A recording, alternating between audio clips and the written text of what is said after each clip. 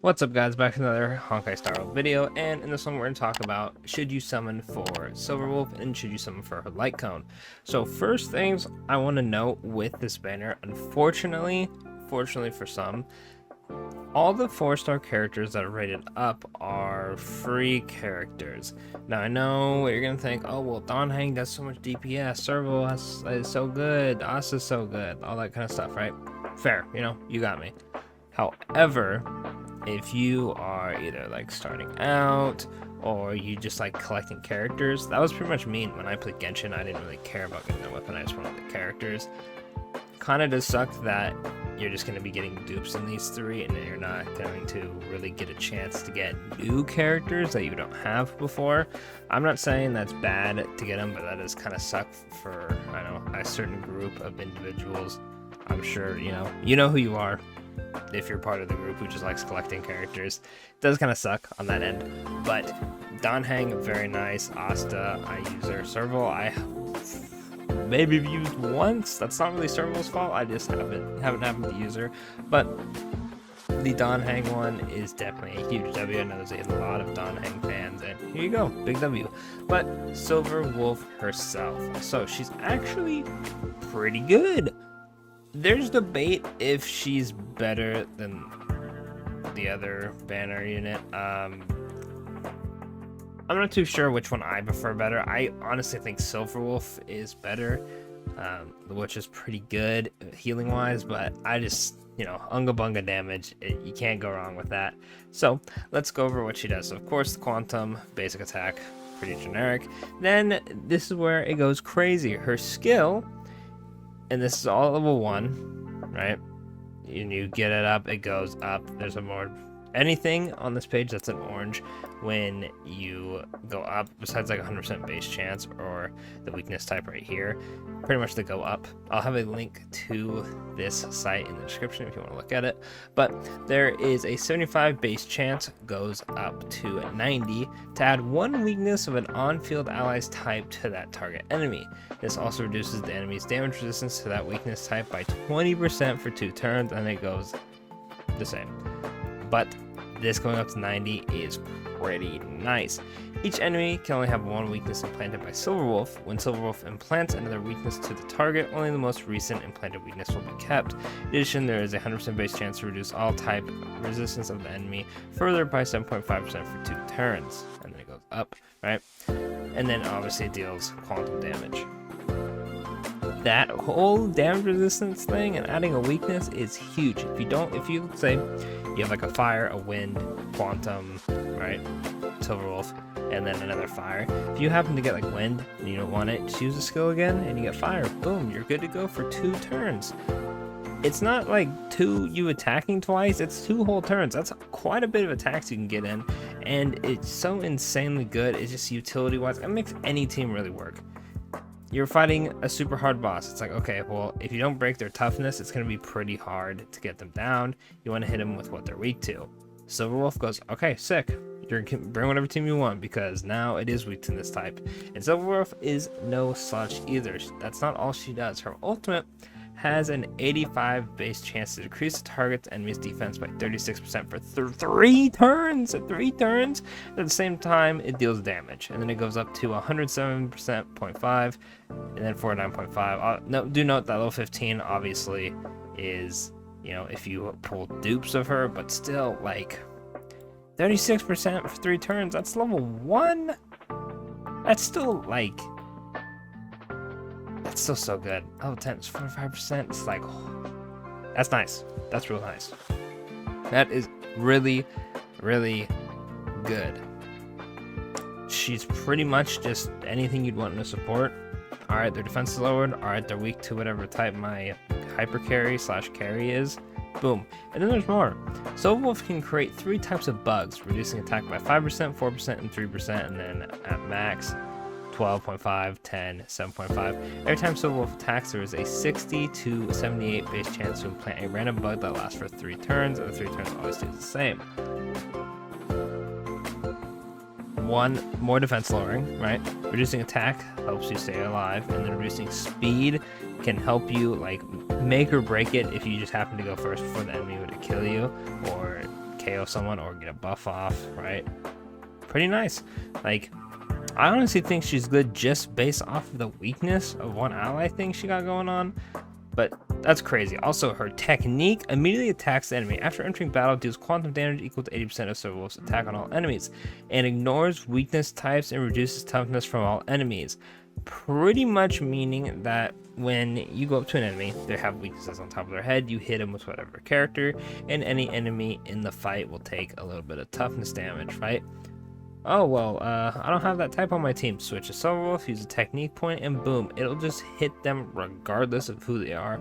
This could be huge. If you have Himiko, this would be really nice because it'll break their toughness. You hit them with one AoE, and then Himiko will get her follow-up attack. It's also really nice in stuff like Simulated Universe. If you have certain buffs, whatever it may be, kind of broken. I wouldn't say it's like the most insane thing ever, but it's a guaranteed toughness damage. I mean, what else could you really ask for? Like, if it's gonna be an attack, that's kind of like the attack you want. She could have like debuffed the enemy or did like a circle that debuffs them, or like maybe it starts them with bugs or the damage res thing, but I think she's all around just really, really good. And then let's get into her traces. Her first trace is bug duration extended for 1 turn. Every time an enemy is afflicted with weakness break, Silverwolf has a 65% base chance of implanting a random bug in the enemy. Then inject the duration. The weakness implanted by Silverwolf's skill increases by 1 turn. Huge. And the last one is if there are 3 or more debuffs affecting the enemy when the skill is used, then the skill decreases the enemy's all attack resistance by an additional 3%. Very nice. They're all extremely good for what Silverwolf wants to do. Then we have dupes. After using her ultimate to attack enemies, Silverwolf generates 7 energy for every debuff the target enemy currently has. This effect can be triggered up to 5 times with each use of her ultimate. Then, of course, when an enemy enters battle, reduces their effect resistance by 20%. Very nice. And then, of course, 3 and 5 are just skill ups. And then, after using her ultimate to attack enemies, it deals additional quantum damage equal to 20% of Silverwolf's attack for every debuff currently on the enemy target. This effect can be triggered up to a maximum of 5 times during each use of her ultimate. And the 6 is for every debuff the target enemy has, the damage dealt by Silverwolf increases by 20% up to a limit of 100. So pretty much, right, the first one is just going to help her get energy. Then their second one is going to help her debuffs land. And then 4 and 6 are just making her, not like a full-on DPS, but it's just going to make her do a lot more damage. So she could be like a sub-DPS if you want her to. Honestly, pretty nice, right? You could argue, oh, I wish these were more like support-based or debuff-based. She pretty much does it all. Good, good skill, good technique, good ult. Works well with any team. Can do damage if you get dupes. I wouldn't recommend going for dupes though, unless you really like her, but I think she works just fine without it. Now let's go on to the light cones. This is the light cone banner. Another thing that sucks is if you paid attention to Star Rail before it came out, you got the server one for free if you did the whole event they had on their website. So again, same issue with this. Sucks that we're getting something we already had, but I guess it is what it is, that one. So this is, let me actually go ahead and pull up, I believe it's here. Yoink this one real quick, and then what were the ones? It was the server one, and I should have had these pulled up before, but I totally didn't even think about talking about the 4-star ones. So let's make the world camera, subscribe for more, and the memories of the past one. Thank you, Chrome pop-up. We're good though. Okay, these ones and that one. Okay, so let's move that over. So the 4-star ones, let's go over them really quickly. This one is Irradiation. The wearers regenerates 20% energy immediately upon entering battle, increases their ultimate damage by 32%, and then it, whoops, I forgot this one. And then it just gives more energy, does more damage. It's okay. I probably would never use it compared to the other free ones that we can get, so not worth talking about. Then this one is for the Hunt. Increases damage of the wearer's basic attack and skill by 24%. This effect increases by an additional 24% when the wearer's current energy reaches its max level. The thing that sucks about this is it's not helping your ultimate, and currently the hunt characters all use their ultimate to do a good amount of damage. I mean, I guess Su Shang is the only exception, but there's still better ones than this, honestly. If it was, I mean, obviously it'd be a lot more broken if it also had ultimate, but when you could use this, I guess, but it's not really that great. If you have anything else, just use that. There's also the free hurdle one that you can just use that instead. So again, not too crazy. And this one is for Harmony. Increases the wearer's break effect by 20%. Lower attacks additional regenerates 4 energy. Dribble once time per turn. Yeah, you're never gonna use this. This is Harmony. This is the buffing one. You would rather use the Tingyan Battle Pass one. There is the Asta one if you're using same types. There's just the 3-star ones, honestly. Like, they're not that great. Unfortunately, the light cones on this banner aren't anything crazy. I guess the Make the World Clamor would be the only one you would slightly use. But overall, there's just better choices free-to-play wise. So that does kind of suck, but I mean, I guess it is what it is. You're mostly just looking for the Silver Wolf one anyway, and that one is increases the wearer's effect hit rate by 24% when the wearer deals damage to an enemy that currently has 3 or more debuff. Increases the crit rate by 12%. After the wearer uses their basic attack, skill, or ultimate, there's a 100% base chance to implant Aether Code on a random hit target that does not yet have it. Targets with this receive 12% increased damage for 1 turn. And then when I did the thing again, it's this one. It goes up to 40, 20, and then 20. Does that change at all? It only goes up by 8%, but the effect hit rate goes up by 40. That's kind of nice. I feel like this will probably be pretty useful on most debuffing ones. Probably not Sampo, but anyone in the future that relies on debuffing wise and it isn't focused too much on damage, this will probably be really good just because effect hit rate and then the fact that they're increasing damage taken. So pretty nice. Obviously Silver Wolf is going to rock the hell out of this, really would, but do note that there is a free one that we get, and it'll have 40% effect hit rate, and then if they have their defense lowered, they regenerate 8 energy. Pretty much like a budget Silver Wolf one. Obviously it's not going to be as crazy as getting all the additional buffs, but the effect hit rate is pretty nice. So if you're not too sure if you can get our light cone, you can always go with this. Personally, I think the light cone probably is a skip. If you're just looking to get Silver Wolf, especially for free to play, and you just want Silver Wolf, don't stress too much about the light cone. Just use the free one that we're gonna get. If you're like the hugest Silver Wolf fan, I'd always recommend, obviously, if it's your favorite character, just get their light cone, honestly. I think right now, my favorite character that is coming up is probably going to be Kafka, right? I just like her design, I like the sword, I like the guns. Very cool character. I'm going to go for a light cone.